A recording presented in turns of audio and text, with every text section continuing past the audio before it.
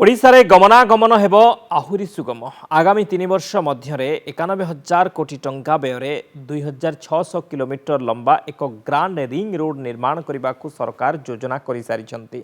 कटक एक कार्यक्रम में आईन मंत्री पृथ्वीराज हरिचंदन यह रास्ता सारा राज्य को गमनागमन क्षेत्र में जोड़वा सह जड़े मात्र 24 घंटा मध्य रास्ता को अतिक्रम कर तेणु भल रास्ता सह यार रक्षणाबेक्षण ब्लूप्रिंट प्रस्तुत हो सारा सेपरी भुवनेश्वर कटक और पुरी भली अन्य बड़ सहरर भिड़ को कमाइबा सरकार आसंता मार्च 31 सुधा नुआ योजना करेंगे। ओडिशार गोटे ग्रांड रिंग रोड रो परिकल्पना होची जोटा कि समग्र ओडिशा प्रदेश को गोटे पाखापाखि 2600 किलोमीटर रास्ता एक्सेस कंट्रोल रास्ता जो थे कि 2600 किलोमीटर ट्रावेल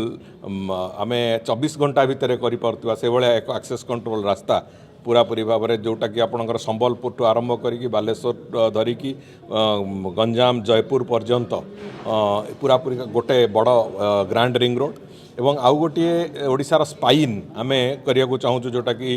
मोटू मालकानगिरी मोटू मयूरभंजर तिरिंग को जोड़िबो एवं ता भितर ग्रांड रिंग रोड को सेटा जोटी इंटरसेप्ट करिवो सेठू विभिन्न जगह रिव्स तैयारी हबो रिव्स रोड जोटा कहा जाउची रिव्स रोड गुड़िक विभिन्न जगह इंडस्ट्रियल कॉम्प्लेक्स इंडस्ट्रियल इस्टेट्स